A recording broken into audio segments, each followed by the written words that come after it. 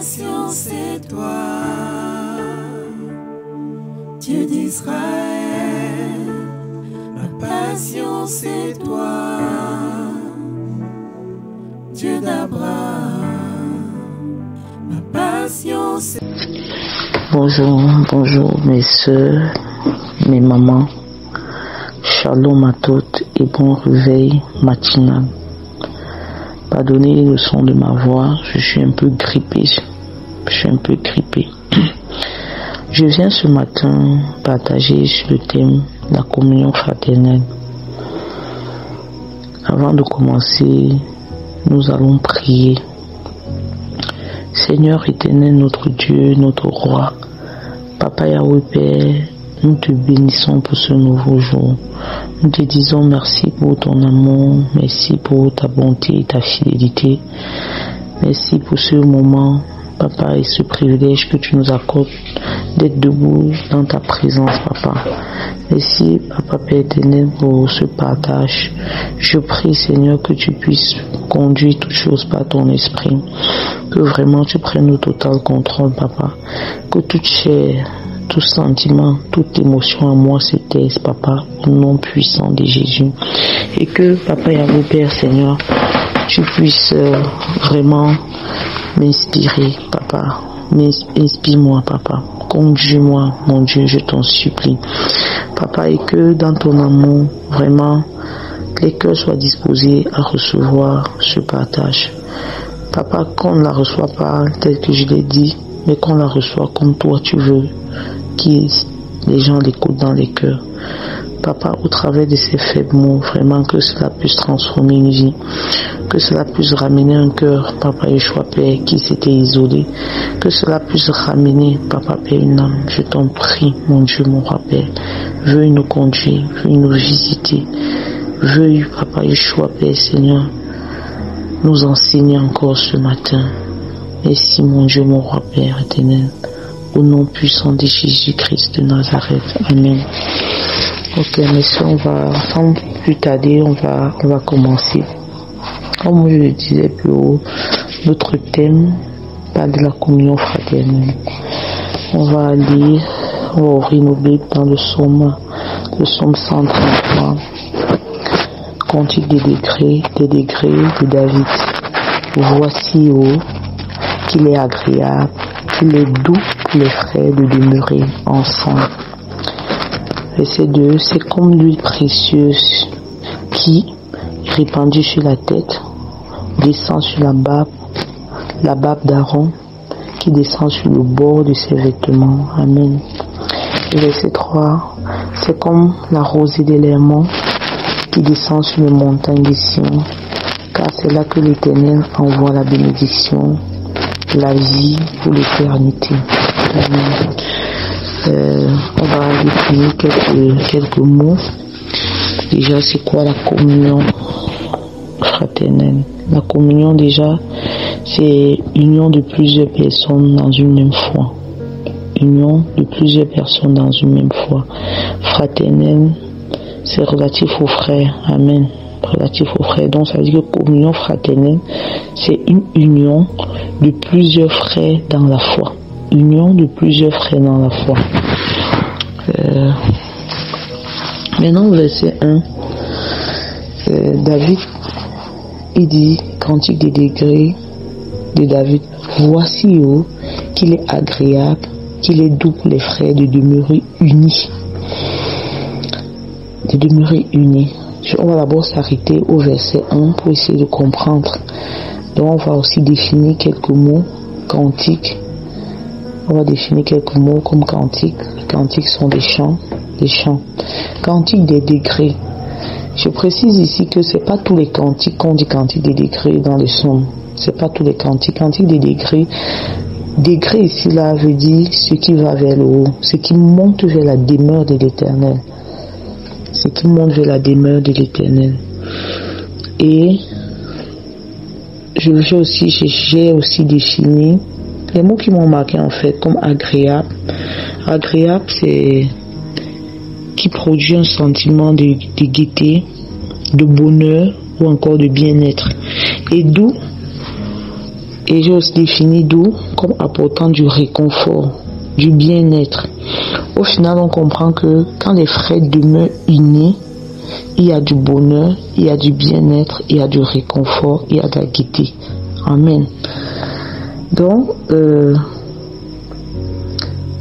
David a eu la révélation parce qu'il dit voici oh. Hey, c'est comme si ses yeux ont été ouverts. Il a fait un constat. Voici oh. On précise ça, ce n'est pas en vain. Ça veut dire que David a eu la révélation de la communion fraternelle. Il a eu cette révélation. Le Seigneur lui a parlé clairement que j'ai ordonné la vie. C'est dans la communion qu'il y a la vie. C'est quand vous demeurez unis là, dans la communion fraternelle, qu'il y a la vie, les bénédictions, la vie pour l'éternité dans certains versets. Amen. Maintenant, allons pour verset 2. Le verset 2 dit, c'est comme l'huile précieuse qui est répandue sur la tête, descend sur la barbe d'Aaron, qui descend sur le bord de ses vêtements. Amen. Ça veut dire que David compare la communion fraternelle ici à une huile. Ce n'est pas n'importe quelle huile. La Bible précise précieuse. Parce que on parle de l'huile dans la Bible, mais on ne met pas précieuse. Précieuse ici, c'est seulement dans la communion fraternelle. Et précieuse renvoie à quoi? Précieuse renvoie à ce qui est bon, ce qui est excellent, ce qui est riche et ce qui est de grande valeur. Amen. Ça veut dire que c'est dans la communion fraternelle seulement qu'il y a une huile excellente, frère. Ce sont des choses que David avait vues, avait réalisées.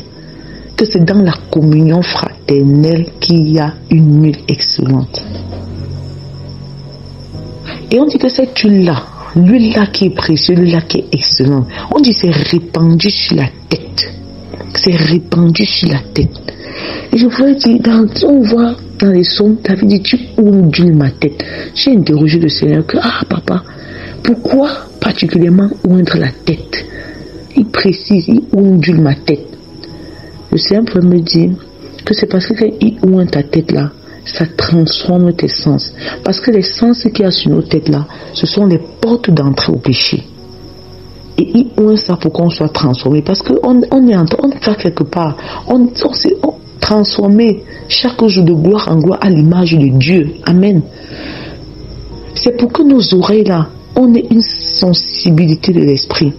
Amen. Et que on ait une sensibilité de l'esprit, nos oreilles là, pour mieux écouter. Il transforme nos yeux. Ce ne sera plus les yeux comme ça. Il transforme, lui va transformer nos yeux en flammes de feu. Et nos bouches, ce ne sera plus des bouches simples comme ça. Ce sera des épées à double tranchant. Amen. Parce qu'on part à l'image de Christ.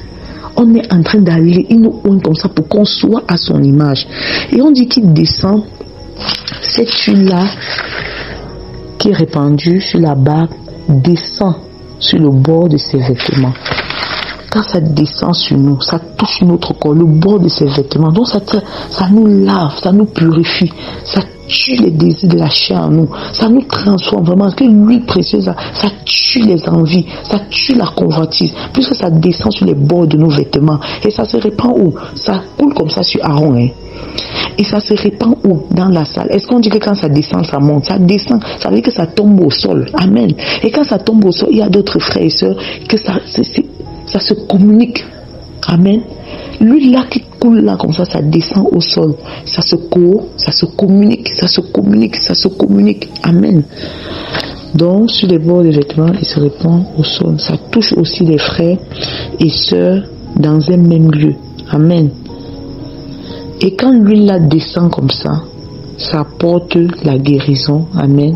Ça apporte la consolation. Ça produit aussi la conviction du péché. Amen. Ça produit la conviction du péché. Donc, on voit ici l'importance d'être dans la communion. Parce que quand l'huile là sera répandue, si tu n'es pas si tu es seul, même si l'huile descend sur ta tête, non, c'est d'abord quelle huile qui descend. C'est dans la communion, quand ça coule sur Aaron là, ça descend sur nous, c'est communiqué, ça produit la vie, frère.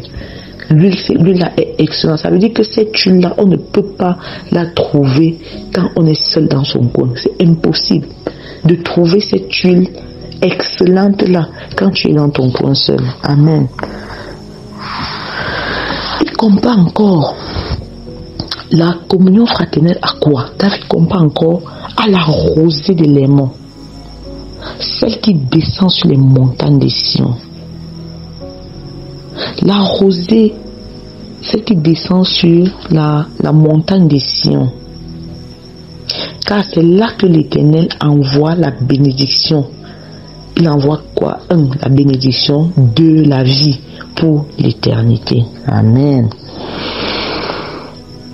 C'est quoi la rosée? La rosée, ce sont des gouttes d'eau, non? Ce sont des gouttes d'eau, les petites gouttes d'eau. C'est ça la rosée, l'eau. Et l'aimant, c'est quoi? L'aimant, quand on parle de l'aimant, c'est un sanctuaire, c'est une montagne sacrée. Donc les gouttes d'eau là, ça c'est un lieu. Donc, je sais pas. L'aimant, c'est le sanctuaire, c'est une montagne sacrée. C'est le lieu le plus saint d'un temple. Donc c'est le temple, c'est le trône de Dieu en fait. L'aimant, c'est le trône de Dieu. Et on dit que c'est comme la rosée. Donc, il compare, je veux pas tout de la comparaison de la communion fraternelle. Il compare la communion fraternelle à cette rosée-là qui descend sur la montagne des Sion. Elle coule sur les... Sion, c'est les lieux desséchés. Donc ça veut dire que c'est la rosée, la coule sur les montagnes des Sion. Les montagnes des Sion, ce sont des lieux desséchés. Donc quand l'huile la coule, quand la rosée la coule du sanctuaire, le lieu le plus saint de Dieu, ça descend sur les ossements desséchés. Les ossements desséchés, ça peut être l'image de quoi? De la mort. La mort spirituelle. Ça peut être l'image du péché. Les ossements desséchés, c'est le péché. Amen. Et quand ça descend comme ça communique quoi? La vie. La vie en abondance. Amen. Ça va descendre comme ça. C'est comme ça que David a comparé la communion fraternelle. Donc il y a une eau qui quitte du sanctuaire. Parce que la rosée, ce sont des petits gouttelettes d'eau qui quittent du sanctuaire, le trône de Dieu, qui communique la vie aux lieux desséchés. Parce que Sion, ce sont les lieux desséchés. Ça communique la vie aux lieux desséchés. Et ça nous perfectionne pour atteindre la stature parfaite de Christ. Parce que les lieux desséchés, c'est le péché. C'est le péché, c'est la mort. C'est ce que décrit Galates là-bas, dans le livre de Galates 5. La mort, mes soeurs. C'est la mort qu'il y a là-bas. Et quand cette eau-là descend du trône de Dieu, de l'aimant, ça touche les lieux desséchés, ça apporte la vie. La vie même encore en abondance. C'est un lieu de perfectionnement. Donc la communion fraternelle, c'est un lieu de perfectionnement pour atteindre la stature parfaite de Christ. Pour atteindre la stature parfaite de Christ, tu ne peux pas être seul, je le répète encore, et atteindre la stature parfaite de Christ, c'est impossible. La Bible nous dit ça clairement dans le livre de Psaume 133. Tu ne peux pas être seul dans ton coin, marcher seul, atteindre la stature parfaite de Christ, c'est impossible. Bon, la Bible, car c'est là que l'Éternel envoie la bénédiction. Il envoie déjà quoi? La bénédiction, la vie pour l'éternité. C'est là que celui qui est envoie la bénédiction. C'est quoi la bénédiction?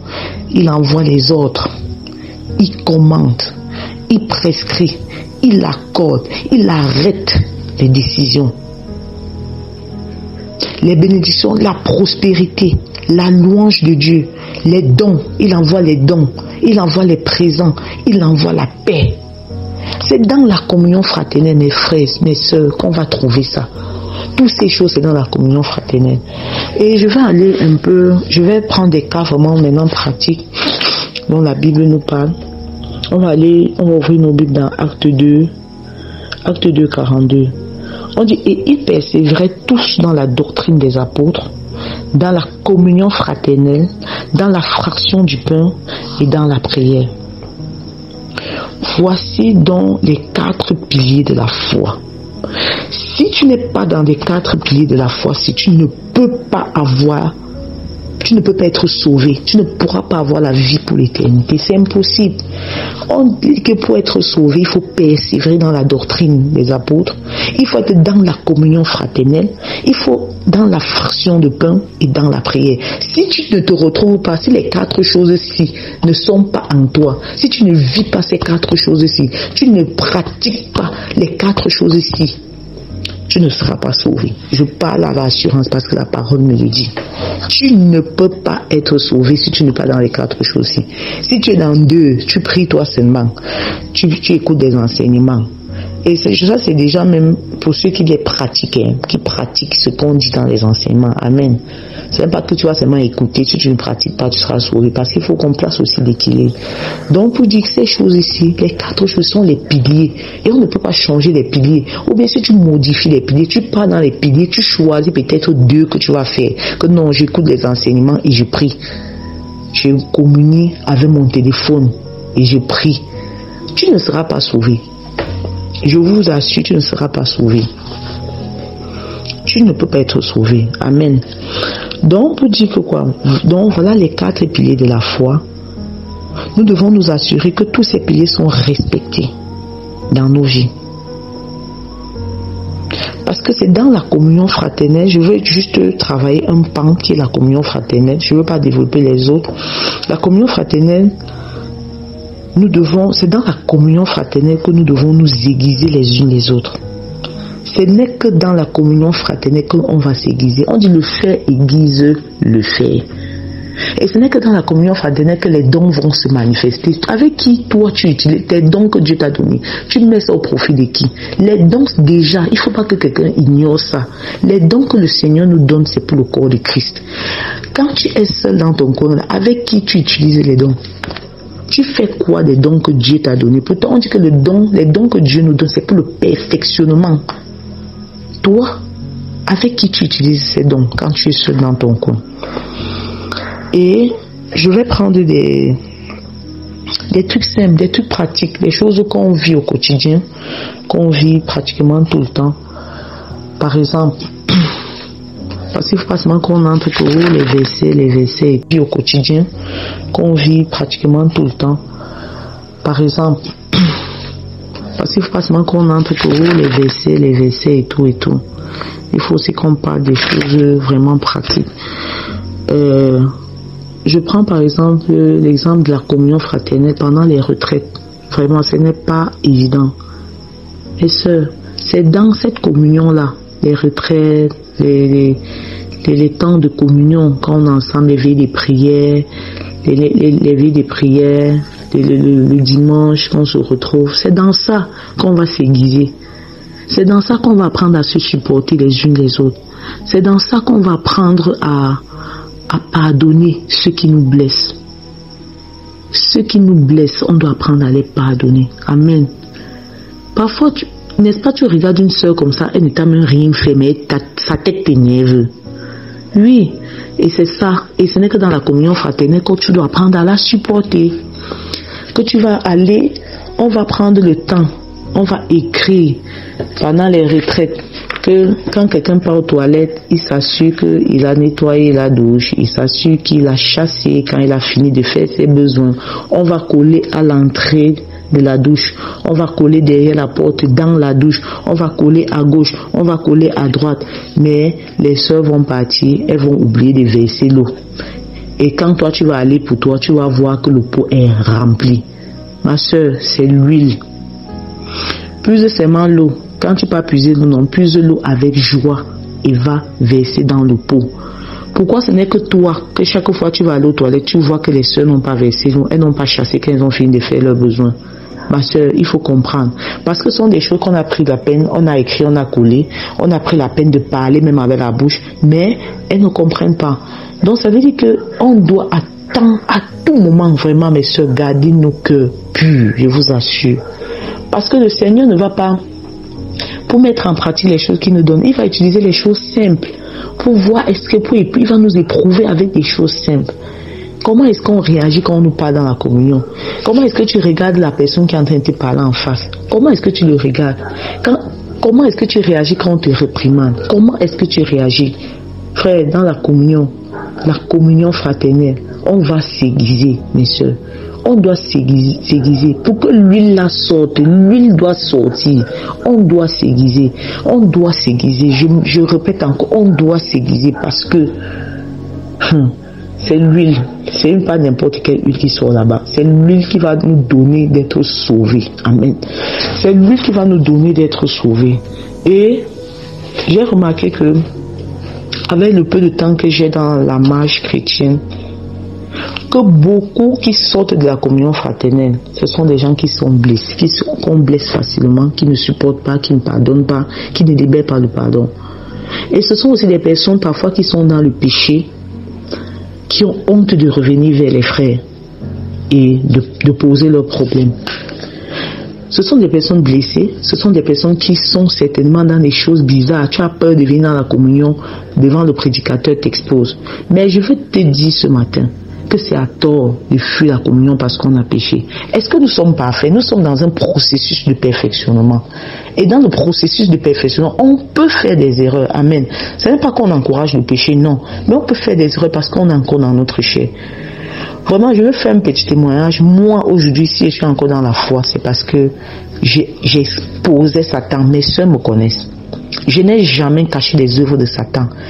Mes soeurs, je prends le micro. Je ne veux pas exposer le péché, frère. Je prends le micro pendant que les gens sont... Je ne veux pas exposer le péché. Sans honte, sans crainte. Parce que je sais que c'est là-bas qu'on peut m'aider. Amen. Mais aujourd'hui, je vois une génération de gens tellement spirituels, frère.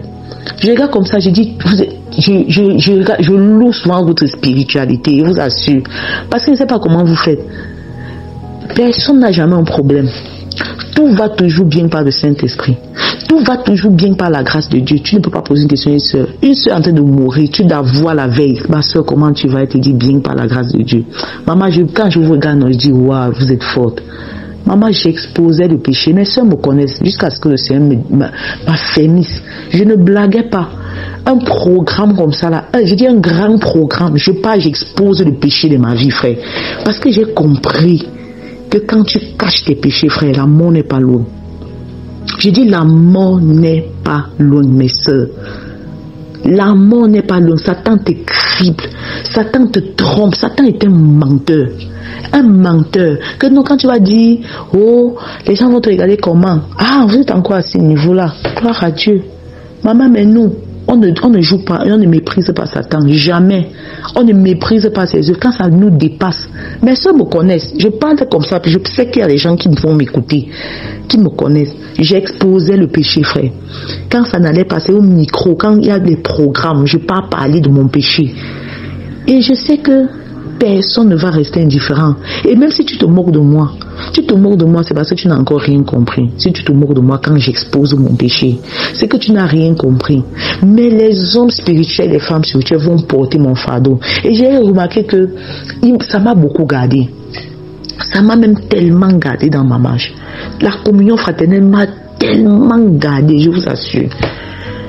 Parce que quand ça n'allait pas, non, j'ai dit que papa, ça ne va pas. Même dans mon mariage, je ne cachais pas. Mon mari était inconverti. Je ne partais pas, je dis je gère. Parce qu'à un moment, non, ça arrive que tu ne peux pas gérer. Je vous assure, on croit qu'on maîtrise, mais on ne maîtrise rien. À un moment, il faut parler. Et j'avais remarqué que quand je parlais, il y a des gens que le Seigneur va faire, vont porter ton fardeau. C'est pour ça que je n'ai même pas honte d'exposer le péché. Parce que le péché, ça commence par les pensées. Un peu. Tu vas te trouver que tu ne sens plus la présence de Dieu. Tu vas te trouver, je ne sais pas ce qui peut, vraiment, tu vas trouver que tu ne comprends plus. Tu pries maintenant rien. Tu pries, tu ne vois rien. Parce que tu es en train de cacher. Tu es en train de cacher quelque chose. Parce que tu ne veux pas exposer le péché aux frères. Mais sœur, il y a les péchés dans lesquels si tu es, toi, tu ne vas pas sortir si les pères et les mères ne prient pas pour toi. Je te rassure de cela. Il y a les péchés dans lesquels, ou bien les choses dans lesquelles il faut qu'on prie pour toi. Tu vois des gens vraiment qui sont affermis. Tu vas voir les pères, tu vas voir les mères pour qu'ils prient pour toi, pour que ça te lâche. Tu vas prier, tu vas faire n'importe comment, rien. Et je tiens aussi à encourager quelqu'un que si tu es dans quelque chose, que depuis tu pries à ton niveau, toi, 2 places avec le Saint-Esprit, ça ne donne pas. Ne reste pas tranquille.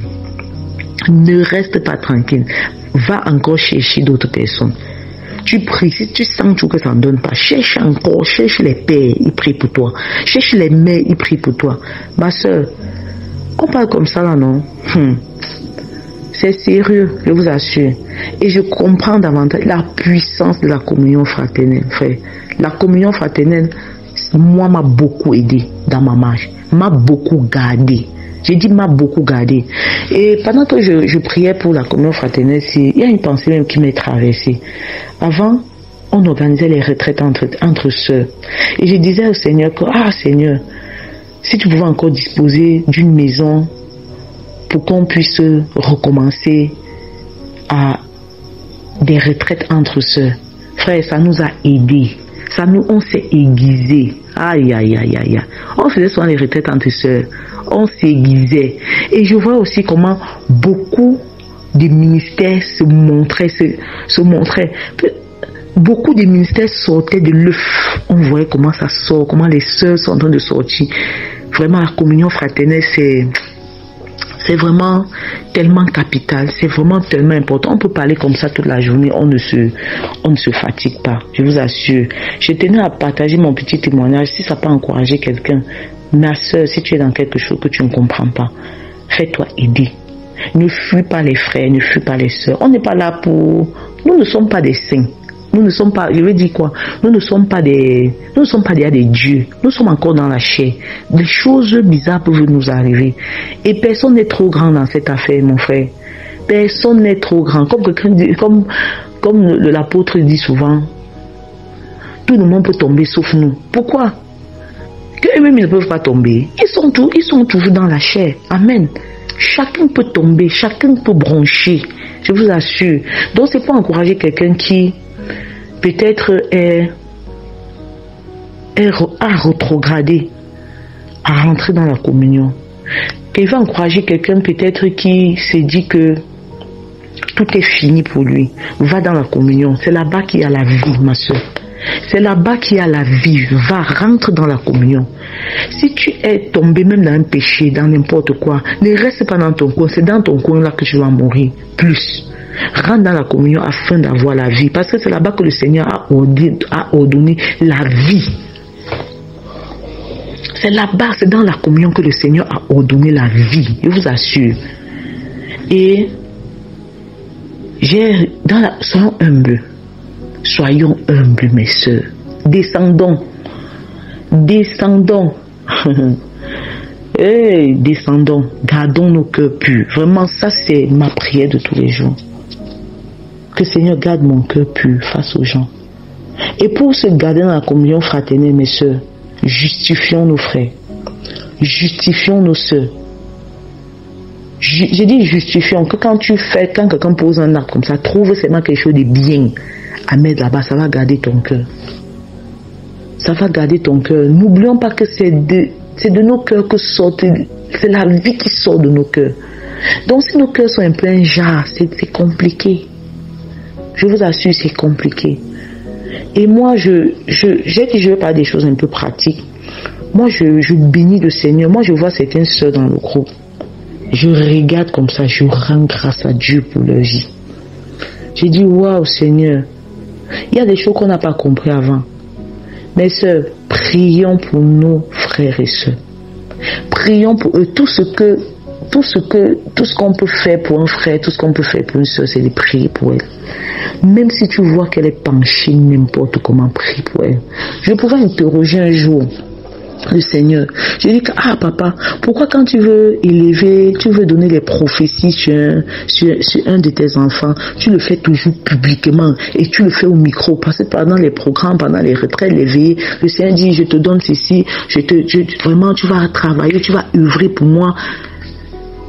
Maman, après toi-même, tu regardes encore comment le frère agit ou bien la sœur. Maman penchée. une qualité. Tu dis, ah, je peux interroger le Seigneur par rapport à tout ça. Le Seigneur me dit que quand tu remarques cela, quand tu as déjà écouté, si tu étais là, tu as écouté que Dieu va utiliser le frère ici là, tant que tu ne vois pas comment Dieu l'utilise, ne cesse pas de prier pour lui. Amen. Voilà la puissance de la communion fraternelle.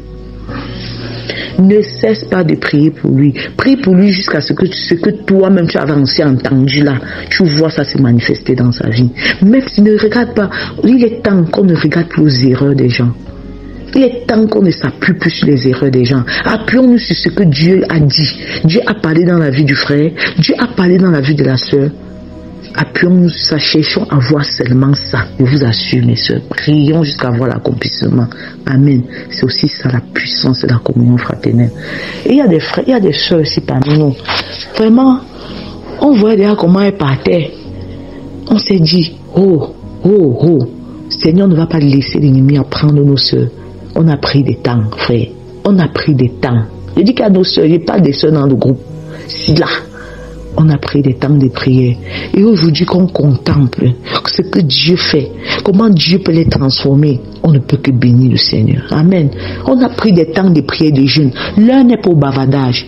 La communion, c'est la prière. Le Seigneur dit porter les fardeaux des uns des autres. Si tu vois ton frère ou ta soeur être dans quelque chose de compliqué, ça ne sert à rien de seulement bavarder. Le grand problème avec les soeurs, c'est que, ou les frères, c'est qu'on bavarde plus. Nos genoux ne parlent pas. Oh, nos genoux doivent plus parler que nos bouches. On doit prier les uns des autres, porter véritablement des fardeaux. Quand tu vois une soeur, Dieu t'a dit, je vais utiliser cette soeur pour qu'elle donne des cantiques nouveaux. Tu ne vois pas ça se manifester dans sa vie. Ma soeur, prie pour elle jusqu'à ce que tu vois la manifestation. Ce sont des choses, ce sont des choses qui font plaisir au Seigneur d'une façon que vous ne pouvez pas imaginer. Prie jusqu'à ce que tu vois comment elle reçoit les cantiques, comment elle chante, comment ça bénit les nations. Prie pour elle. Ne murmure pas. Ne vois pas parce qu'elle s'habille mal. Ne vois pas parce qu'elle est tombée dans le péché. Ne vois pas parce que non. Prie pour elle qu'elle se relève. Que même si elle est tombée, qu'elle se relève. Prie pour elle pour que le Seigneur la bâtisse, que le Seigneur la forme, que le Seigneur l'éclaire, que le Seigneur la remplisse. Vraiment, je crois que ça c'est le but. Ça c'est le but de la communion fraternelle, mes soeurs. Ça c'est le but de la communion fraternelle. Bon, j'ai tellement à dire. Mais je crois que je vais m'arrêter là par la grâce du Seigneur. Je vais m'arrêter là, que le nom du Seigneur vraiment soit béni. Que vraiment au travers de ces faibles mots, le Seigneur nous aide. J'ai tellement à dire par rapport à ce sujet. Et j'aimerais vraiment qu'un jour on puisse continuer ce partage. C'est très important. C'est tellement important. Et que quand on organise vraiment des réunions entre sœurs, que vraiment les sœurs font l'effort d'être là. Le Seigneur a beaucoup à donner, beaucoup à nous dire.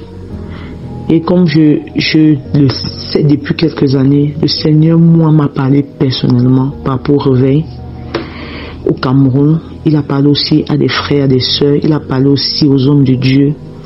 Il y a un réveil au Cameroun qui va se passer par les femmes. Et le Seigneur m'a dit, il a besoin des femmes enracinées dans la parole. Il a besoin des femmes de prière. Vraiment, voilà le réveil. Les gens qui prient. Les gens qui prient, les femmes qui méditent, les femmes qui jeûnent. Le réveil vient aussi de ces choses-là. Amen. Soyons puissamment bénis ce matin, encouragés par ces faibles mots. Vraiment que le Seigneur nous aide tous. Amen. Ma passion, c'est toi, Dieu d'Israël. Ma passion, c'est toi, Dieu d'Abraham.